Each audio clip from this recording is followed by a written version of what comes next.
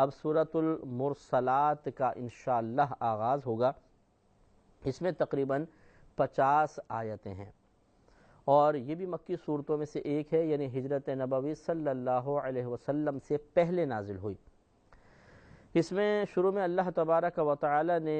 5 چیزوں کی قسم یاد فرمائی، جن میں سے پہلی 3 کے بارے میں کہا گیا ہے کہ صفات تو ہیں، لیکن یعنی 5 ہیں صفات ذکر کی ہیں 5 چیزوں کی، ان کے موصوف ذکر نہیں کیے کہ کس کی صفت ذکر کی جا رہی ہے۔ لہٰذا ان میں سے پہلی 3 تو صفتیں ہیں ہواؤں کی، اور آخری 2 پر اتفاق ہے مفسرین کرام کا، علماء عظام کا، کہ وہ فرشتوں کی جماعت کے بارے میں ہے۔ تو پہلی 3 ہواؤں کے بارے میں، بسم اللہ الرحمن الرحیم، والمرسلات عرفا، قسم ان کی جو بھیجی جاتی ہیں لگاتار، یعنی ان ہواؤں کی قسم جو لگاتار بھیجی جاتی ہیں۔ فالعاصفات عصفا، پھر زور سے جھونکا دینے والیاں، یعنی ایسی ہوائیں جو زور سے جھونکا دیتی ہیں۔ والناشرات نشرا، پھر بادلوں کو ابھار کر اٹھانے والی ہوائیں، ان کی قسم یاد فرمائی۔ فالفارقات فرقا، اب یہاں سے پھر اللہ تبارک و تعالی نے فرشتوں کی جماعت کا وصف بیان کی فرمایا، پھر حق ناحق کو خوب جدا کرنے والیاں، یعنی وہ فرشتوں کی جماعتیں جو حق اور ناحق کو جدا کرنے والی ہیں۔ اس سے مراد عذاب کی جو وعید لے کر فرشتے تشریف لاتے تھے کہ وہ حق ناحق جو تھے ان کے لیے ہلاکت کی خبر لاتے تھے، اور جو حق پر ہوتے تھے ان کے لیے نجات کی بشارت سناتے تھے، تو اس طرح حق اور باطل جدا جدا ہو جاتا تھا۔ فالملقیات ذکرا، پھر ان فرشتوں کی جماعت کی قسم جو ذکر کا القاء کرتی ہیں۔ اس سے مراد وحی لانے والے فرشتے ہیں، جبریل امین اور ان کے ساتھ جو معاون فرشتے ہوتے ہیں، کہ وہ ذکر کا القاء کرتے ہیں، یعنی اللہ تبارک و تعالی کا ذکر انبیاء علیہ السلام تک پہنچاتے ہیں۔ عذراً اور نذراً، حجت تمام کرنے کے لیے یا ڈرانے کے لیے، یعنی وحی جو لے کر آتے ہیں وہ اس لیے کہ حجت تمام ہو جائے۔ حجت تمام ہونے کا مطلب یعنی یہ بعد میں کوئی عذر نہ کر سکے کہ جی ہمیں تو ہدایت کا سامان ہی نہیں پہنچا تھا، ہم کیا کرتے۔ اور اسی طرح ان کو ڈر سنانے کے لیے کہ ان آیات میں جو اللہ کی طرف سے وحی کی شکل میں نازل ہو رہی ہیں، اللہ تعالیٰ نے آخرت کے وہ تمام تقریباً احوال بیان کر دیے جو کسی شخص کی ہدایت کے لیے خوف خدا پیدا کرنے کے اعتبار سے کافی ہیں۔ لہٰذا اب اگر یہ اس سے درس حاصل نہیں کرتے تو اس میں ان کا قصور ہے۔ انما توعدون لواقع، محض وعدہ دیا جاتا ہے تمہیں، یعنی جس بات کا تمہیں وعدہ دیا جاتا ہے، لواقع، وہ ضرور واقع ہونی ہے، یعنی قیامت یا آخرت کا حساب و کتاب۔ فَإِذَا النُّجُومُ طُمِسَتْ، اب یہاں سے اللہ تبارک و تعالی نے قیامت کی ایک منظر کشی فرمائی ہے کہ فَإِذَا النُّجُومُ طُمِسَتْ، پھر جب تارے محو کر دیے جائیں گے، یعنی مٹا دیے جائیں گے، ختم کر دیے جائیں گے۔ وَإِذَا السَّمَاءُ فُرِجَتْ، اور جب آسمان میں سوراخ ہو جائیں گے، رخنے پڑ جائیں گے، جسے دراریں پڑ جاتی ہیں۔ وَإِذَا الْجِبَالُ نُصِفَتْ، اور جب پہاڑ غبار کر کے اڑا دیے جائیں گے، بالکل رزہ رزہ ہو جائیں گے پہاڑ۔ وَإِذَا الرُّسُلُ أُقِّتَتْ، اور جب رسولوں کا وقت آئے گا، یعنی رسولوں کا وقت یا رسولوں کے لیے وقت مقرر کیا جائے گا، اس کا مطلب ہے کہ ان کو قوموں کے سامنے بطور گواہ پیش کیا جائے گا۔ لِأَيِّ يَوْمٍ أُجِّلَتْ، تو پھر اب سوالیہ طور پر فرمایا کہ کس دن کے لیے ٹھہرائے گئے تھے، یعنی انبیاء علیہ السلام کو اتنے دن تک کس لیے روکا گیا تھا؟ لِيَوْمِ الْفَصْلِ، فیصلے کے دن کے لیے، یعنی انبیاء علیہ السلام نے تبلیغ فرمائی، اس کے بعد ان قوموں پہ عذاب نازل ہوا، اور اب انبیاء علیہ السلام کو روکا گیا ایک مخصوص وقت کے لیے، اور جب وہ قیامت کا روز آئے گا تو اللہ تبارک و تعالی ان قوموں کے سامنے ان نبیوں کو ظاہر فرمائے گا، ان نبیوں کو بلائے گا، اور نبی باقاعدہ گواہی دیں گے کہ اللہ تعالی ہم نے اپنی قوم کو تیرا پیغام پہنچا دیا تھا، لیکن یہ سرکش قوم تھی، مکذبین تھے، انہوں نے جھٹلایا، تو پھر اس پر مزید عذاب مرتب ہوگا۔ وما ادراک ما یوم الفصل، اور تجھے کیا معلوم کہ وہ فیصلے کا روز کیا ہے۔ ویل یومئذ للمکذبین، جھٹلانے بربادی ہے اس دن جھٹلانے والوں کے لیے، جو نبیوں کو جھٹلاتے رہے، آسمانی کتابوں کو جھٹلاتے رہے، اللہ تبارک و تعالی کی توحید کے منکر رہے، ان کے لیے بربادی ہے۔ الم نہلکل اولین، کیا ہم نے اگلوں کو ہلاک نہ فرمایا؟ ثم نتبعہم الآخرین، پھر بعد والوں کو، پیچھے آنے والوں کو ان کا پیرو بنایا، یعنی ان کا اتباع کرنے والا بنایا، یعنی ان کے بعد دوسروں کو ہم لے کر آئے۔ کذالک نفعل بالمجرمین، مجرموں کے ساتھ ہم ایسا ہی کرتے ہیں، یعنی ایک قوم کو لاتے ہیں، اسے مہلت دیتے ہیں، تمام ہدایت کے اسباب وغیرہ فراہم کرتے ہیں، بطور آزمائش گمراہی کے اسباب بھی پیدا کر دیتے ہیں، پھر وہ قوم اگر سرکشی کرتی ہے، تکذیب کرتی رہتی ہے، نہیں باز آتی، ہم ان کو ہلاک کر دیتے ہیں، دوسری قوم کو لے آتے ہیں۔ ویل یومئذ للمکذبین، بربادی ہے اس دن جھٹلانے والوں کے لیے۔ الم نخلقکم من ماء مہین، کیا ہم نے تمہیں ایک بے قدر پانی سے پیدا نہیں فرمایا، یعنی نطفے سے، پانی کی ایک بوند جو بظاہر اتنی زیادہ اہمیت کی حامل نظر نہیں آتی ہے، کہ اس بے قدر پانی کی بوند سے تمہیں پیدا نہیں کیا؟ یہ اپنی عظمت کی طرف اشارہ ہے، اور کفار کے ذہنوں کو جھنجھوڑا جا رہا ہے کہ ذرا غور و تفکر کرو۔ جس آخرت کے بارے میں تم شکوک و شبہات کا شکار ہو کہ ہم وہاں پر کیسے اٹھائے جائیں گے جب مٹی میں ملا دیے جائیں گے، تو ذرا اپنی ابتدا پر غور و تفکر کرو کہ اللہ تبارک و تعالی نے تمہیں اتنا خوبصورت اور ایسا مضبوط بدن اور اس طرح مختلف قسم کے اعضاء کس طرح پیدا فرمایا اور کس طرح عطا فرمائے تھے، کس چیز کو وسیلہ اور ذریعہ بنایا تھا؟ تو ایک پانی کا قطرہ تھا جو ایک دوسرے پانی کے قطرے کے ساتھ ملا، اور پھر اللہ تبارک و تعالی نے اس سے تمہارے وجود کو بنایا۔ فَجَعَلْنَاهُ فِي قَرَارٍ مَّكِينٍ، پھر اسے ایک محفوظ جگہ میں رکھا، یعنی ماں کے رحم میں۔ إِلَى قَدَرٍ معلوم، ایک معلوم اندازے تک، معلوم وقت کی مقدار تک ہم نے رکھا۔ فَقَدَرْنَا، پھر ہم نے اندازہ فرمایا۔ اندازہ فرمایا کہ مطلب ایک وقت مخصوص کیا، بالکل ایکوریٹ وقت، کہ اس وقت تک یہ بچہ کامل ہو جائے گا اور پھر اس کو دنیا میں آنا ہے۔ فَنِعْمَ الْقَادِرُونَ، تو ہم کیا ہی اچھی قدرت رکھنے والے ہیں۔ وَيْلٌ يَوْمَئِذٍ لِّلْمُكَذِّبِينَ، بربادی ہے اس دن جھٹلانے والوں کے لیے۔ أَلَمْ نَجْعَلِ الْأَرْضَ كِفَاتًا أَحْيَاءً وَأَمْوَاتًا، کیا ہم نے زمین کو جمع کرنے والی نہ بنایا تمہارے زندوں اور مردوں کو؟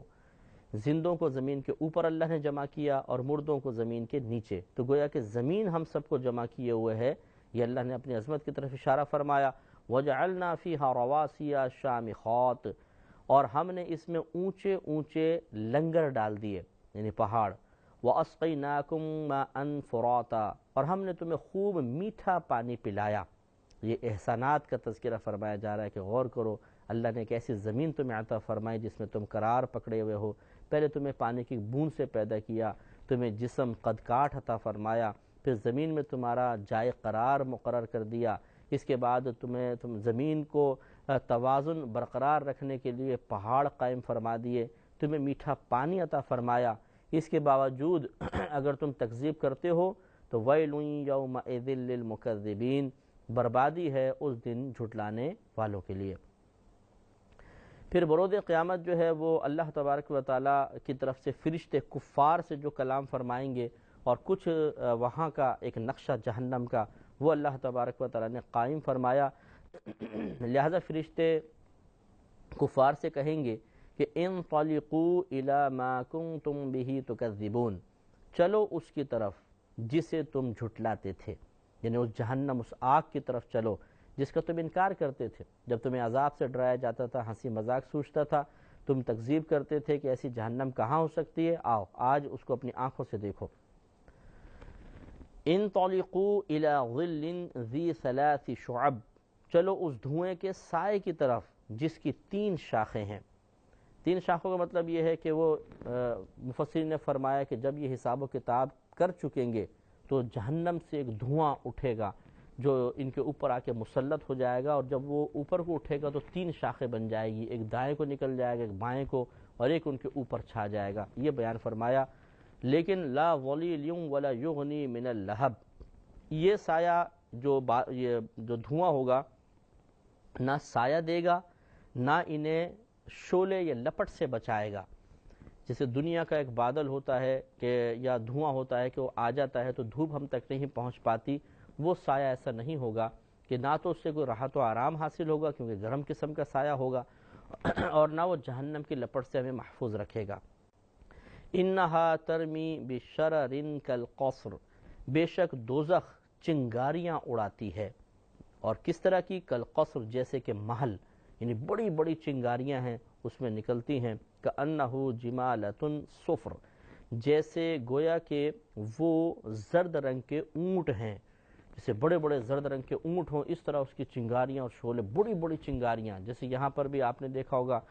کبھی خصوصاً باربیکیو لینے آپ باربیکیو پہ یعنی تکے وغیرہ لینے گئے ہوں، یا بھٹا وغیرہ کبھی آپ نے بھونتے ہوئے دیکھا ہو کہ جب ہوا ایک دم چلاتے ہیں تو چنگاریاں اڑتی ہیں، تو چھوٹے چھوٹے سے شعلے ہوتے ہیں، میری چنگاری ہوتی ہے، لیکن جہنم کی وہی چنگاریاں اتنی بڑی بڑی ہوں گی جیسے محل ہو یا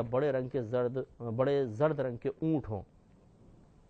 وَيْلٌ يَوْمَئِذٍ لِّلْمُكَذِّبِينَ، اس دن جھٹلانے والوں کی خرابی ہے، یعنی بربادی ہے ان لوگوں کے لیے اس دن جو جھٹلانے والے ہیں۔ تو غور کیجئے کہ جب یہاں کی ایک چنگاری اڑ کر ہاتھ پہ گر جائے، ہاتھ جلا دیتی ہے، کپڑا جلا دیتی ہے، حالانکہ اتنی نازک سی ہوتی ہے،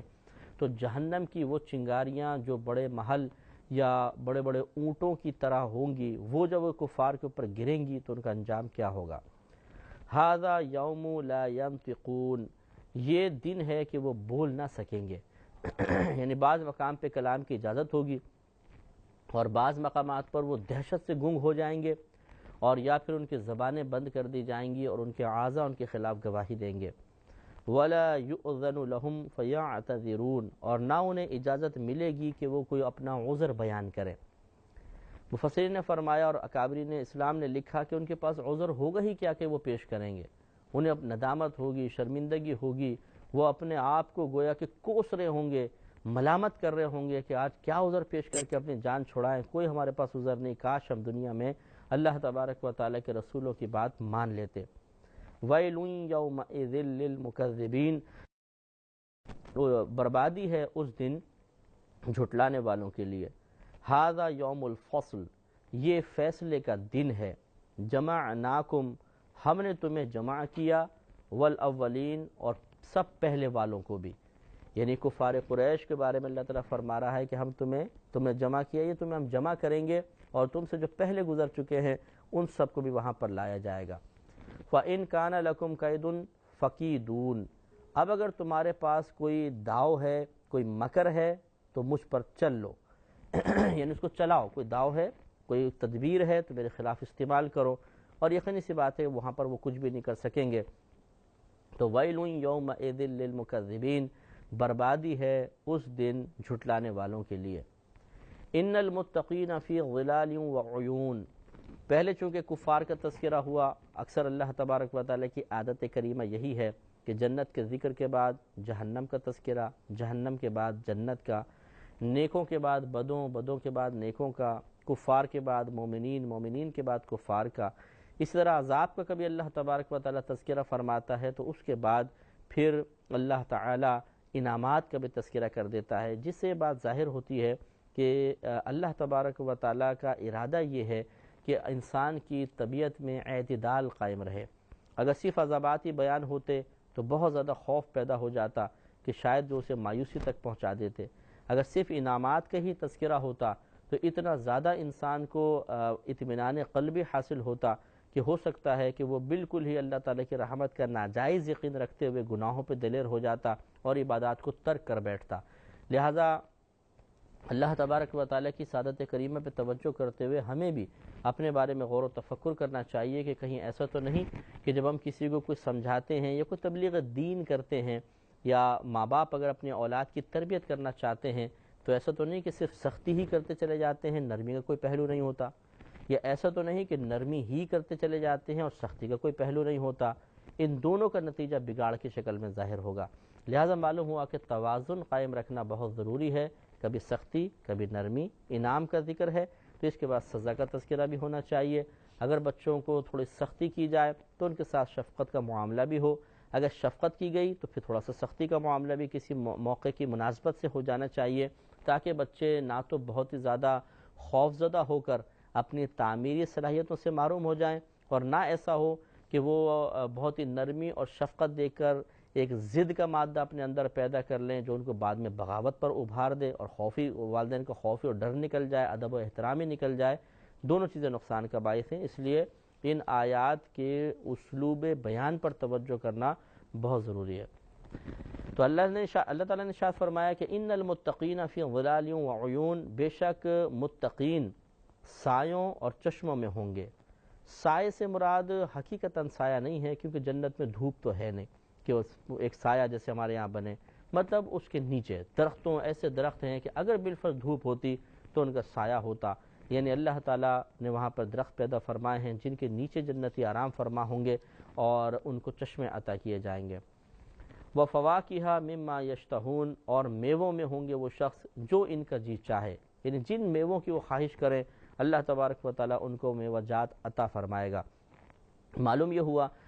کہ جنتی جس چیز کی خواہش کرے گا کھانے پینے کے اعتبار سے، بلکہ نبی کریم صلی اللہ علیہ وسلم نے تو مطلقاً فرمایا کہ جنت میں جو کچھ دنیا میں ہے وہ سب بھی ملے گا انسان کو، یعنی نعمتیں جو دنیا میں وہ سب عطا کی جائیں گی، اور اس کے علاوہ جو وہ خواہش کرے گا اللہ تبارک و تعالیٰ اس کو نعمت عطا فرما دے گا۔ کلوا واشربوا ہنیئا بما کنتم تعملون، کھاؤ اور پیو قلبی رضامندی اور خوشی کے ساتھ، یہ اس کا بدلہ ہے جو تم اعمال کیا کرتے تھے۔ حقیقتاً دیکھا جائے تو اللہ تبارک و تعالیٰ کی کرم نوازی اس کے فضل کا بدلہ ہے کہ اس نے ہمیں ایک مسلمان گھر میں پیدا فرما دیا۔ اگر کافر کے گھر میں پیدا فرما دیتا، ہو سکتا ہے کہ معاذ اللہ ثم معاذ اللہ ہم کفر میں زندگی گزار دیتے۔ اس نے اپنے فضل و کرم سے گھر میں مسلمان گھر میں پیدا فرمایا، پھر ہمیں اچھے برے کی تمیز کا شعور دیا، نیکیوں پہ استقامت عطا فرمائی، گناہوں سے بچنے کی توفیق و ہمت عطا فرمائی، پھر بھی اگر بتقاضائے بشریت ہم نے گناہ کا ارتکاب کیا، توبہ کی توفیق عطا فرما دی، پھر گناہوں کے کفارے کا سامان پیدا فرمایا، گناہوں کا کفارہ فرما دیا، تو یہ اسی کی کرم نوازی ہے۔ یہ الگ بات ہے کہ اللہ تبارک و تعالیٰ بعض اوقات اپنے اس کرم کی طرف نشاندہی نہیں فرماتا، اس جنت کی نعمتوں کو اپنے اس کرم کی طرف منسوب نہیں کرتا، بلکہ ہمارے اعمال کو ہی اس کا وسیلہ اور ذریعہ ظاہر فرماتا ہے۔ لیکن حقیقت وہی ہے جیسے کہ حدیث آپ کو عرض کی کہ نبی کریم نے ارشاد فرمایا صلی اللہ علیہ وسلم کہ کوئی بھی شخص اپنے اعمال کی وجہ سے جنت میں نہیں جائے گا، بلکہ اللہ کی رحمت کی وجہ سے داخل جنت ہوگا۔ اِنَّا كَذَلِكَ نَجْزِي الْمُحْسِنِينَ، بے شک نیکوں کو ہم ایسا ہی بدلہ عطا فرمائیں گے۔ جو نیک آدمی ہوگا، دنیا میں اس نے نفس سے مقابلہ کیا، شیطان سے مقابلہ کیا، خصوصاً آج کے دور میں دین پر چلنا انتہائی دشوار ہے، جس کے بارے میں نبی کریم صلی اللہ علیہ وسلم نے ارشاد فرمایا کہ لوگوں پر ایک ایسا زمانہ بھی آئے گا کہ اپنے ایمان کو بچانا انتہائی دشوار ہو جائے گا، اور اس کی مثال بالکل ایسے ہوگی جیسے ہاتھ پر ایک انگارہ ہو کہ آدمی نہ اسے گرا سکے اور نہ اسے پکڑ سکے۔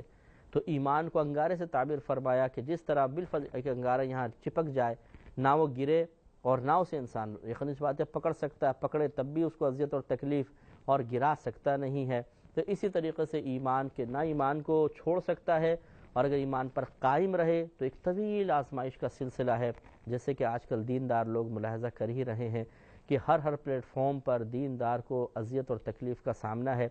اگر وہ گھر میں ہے تو بعض اوقات گھر والے مخالف ہوتے ہیں، محلے میں دوست احباب مخالف ہو جاتے ہیں، خاندان میں رشتہ دار، پھر اسکول، کالج، آفس، فیکٹریز وغیرہ کا آپ ماحول دیکھیے کہ دیندار آدمی کے لیے پرسکون انداز سے دین پر چلنا انتہائی دشوار ہوتا ہے۔ لیکن جب انسان اللہ تعالیٰ کی دین پر چلتے ہوئے اس راہ میں آنے والی رکاوٹوں کو برداشت کرتا ہے، ان پہ صبر و تحمل کا مظاہرہ کرتا ہے، اپنی زبان کو اعتراض سے دور رکھتا ہے، بے صبری سے اپنی طبیعت کو دور رکھتا ہے، اور دنیا کے عارضی ہونے کو پیش نظر رکھتے ہوئے قیامت کے دائمی لمحات کے لیے عمل کو تسلسل کے ساتھ جاری رکھتا ہے، تو پھر اللہ تبارک و تعالیٰ یقیناً کسی کی محنت کو رائے گا اور ضائع نہیں فرماتا، اس کا بدلہ پھر اللہ تعالیٰ یہ عطا فرمائے گا۔ تو ارشاد فرمایا کہ اِنَّا كَذَلِكَ نَجْزِي الْمُحْسِنِينَ، بے شک اسی طرح ہم بدلہ دیں گے محسنین یعنی نیک عمل کرنے والوں کو۔ وَيْلٌ يَوْمَئِذٍ لِّلْمُكَذِّبِينَ، بربادی ہے اس دن جھٹلانے والوں کے لیے۔ کُلُوا وَتَمَتَّعُوا قَلِيلًا إِنَّكُمْ مُجْرِمُونَ، یہ کفار سے خطاب ہے کہ کھا لو اور کچھ عرصہ کچھ قلیل سا تم نفع حاصل کر لو، بے شک تم ضرور مجرم ہو۔ اے کفار تھوڑا سا نفع اٹھا لو جو ہم نے تمہیں نعمت عطا فرمائی، لیکن تم مجرم ہو اور مجرم کی گرفت ہوتی ہے۔ چنانچہ آگے پھر فرمایا کہ ویل یومئذ للمکذبین، بربادی ہے اس دن جھٹلانے والوں کے لیے۔ اور یہ کیوں ایسا ہوگا کہ ان کی بربادی کیوں ہوگی، گرفت کیوں ہوگی؟ ارشاد فرمایا کہ وَإِذَا قِيلَ لَهُمُ ارْكَعُوا لَا يَرْكَعُونَ، اور جب ان سے کہا جائے کہ نماز پڑھو تو نماز نہیں پڑھتے۔ یہاں رکوع کا تذکرہ ہے ویسے، لیکن جز بول کر کل مراد لیا ہے کہ نماز کل ہے اور رکوع اس کا ایک جز ہے، اور یہ عربوں کی عادت ہوتی ہے کہ بعض اوقات جز بول کر کل مراد لیتے ہیں، جیسے غلام آزاد کرتے ہوئے کہتے ہیں کہ ہم نے رقبہ آزاد کر دی، یعنی گردن اس کی آزاد کر دی۔ تو یہ نہیں کہ گردن نکال کے اس کو آزاد کر دیا گیا، بلکہ جسم کو ایک جز بول کے کل مراد لیتے ہیں۔ اسی طریقے سے یہاں بھی محاورہ استعمال ہوا، اس کے لفظی ترجمہ ہوگا، اور جب کہا جائے ان کے لیے کہ رکوع کرو تو وہ رکوع نہیں کرتے ہیں۔ تو یہ نہیں کہ صرف رکوع کا حکم ہے، باقی نماز کا نہیں، مراد یہ ہے کہ جب نماز کا حکم کیا جاتا ہے تو نماز نہیں پڑھتے ہیں۔ لیکن آپ کو معلوم ہے، جس سے پہلے بھی ذکر کیا تھا، کہ کفار ہمارے ان افعال، یہ جو عبادات ہیں، ان کے مکلف نہیں بنائے گئے۔ ہاں اعتقاد کے لحاظ سے مکلف ہیں کہ وہ اس بات کا اعتقاد رکھیں کہ نماز فرض ہے، یا یہاں پہ پھر مراد یہ ہے کہ انہیں کہا جاتا تھا کہ تم ایمان لاؤ اور نماز پڑھو، تو وہ نماز نہیں پڑھتے تھے، یعنی ایمان لا کر پھر نماز نہیں پڑھتے تھے، تو گویا کہ انکار وہ ایمان کا کرتے تھے، اس وجہ سے قابل گرفت ہوئے۔ وَيْلٌ يَوْمَئِذٍ لِّلْمُكَذِّبِينَ، بربادی ہے اس دن جھٹلانے والوں کے لیے۔ فَبِأَيِّ حَدِيثٍ بَعْدَهُ يُؤْمِنُونَ، پھر اس کے بعد کون سی بات پر ایمان لائیں گے؟ یہ قرآن پاک آخری کتاب ہے، یہ نبی آخری نبی ہیں، جب یہ ایک بات بیان فرما رہے ہیں، اسی کی تم تکذیب کر رہے ہو، تو پھر بتاؤ اس کے بعد کس بات پر ایمان لے کر آؤ گے؟ اگر انہی کا انکار کر دو گے تو اور تو کوئی پھر ہدایت کے لیے تمہارے پاس کتاب نہیں آنی، کوئی نبی نہیں آنا، تو پھر کیا کرو گے؟ تو لہٰذا بہتر یہی ہے کہ غور و تفکر کیا جائے، اسلام کی حقانیت پر خوب غور و تفکر کرنے کے بعد اسٹڈی کی جائے اچھی طریقے سے کہ کون سا مذہب کامل ترین مذہب ہے، کس مذہب کے تعلیمات فطرت انسانیہ کے موافق ہیں، مطابق ہیں، کس کی تعلیمات انتہائی کامل اور جامع ہیں، کون سا مذہب ایسا ہے جو زندگی کے ہر شعبے میں مکمل ترین تعلیم فراہم کر رہا ہے، ایک ضابطہ حیات دے رہا ہے، ایک معاشی ہمیں ڈھانچہ فراہم کر رہا ہے، جس کی روشنی میں ہم اس معاشرے کے توازن کو برقرار رکھنے میں کامیاب ہو سکتے ہیں۔ سب کا جواب، سب کا مرجع ایک ہی ہوگا، اسلام۔ لہٰذا اسلام کی حقانیت پر غور و تفکر کرنا یہ ہر شخص کے لیے بے حد نافع ہے، ایک غیر مسلم کے لیے اس لیے کہ اسے حق کی طرف آنے کی توفیق حاصل ہوگی، ایک مسلمان کے لیے اس لیے کہ اس کو اسلام پر استقامت حاصل ہوگی، اور شیطان اس کی ایمان کی بربادی کا سامان نہیں کر سکے گا۔ صدق اللہ العظیم۔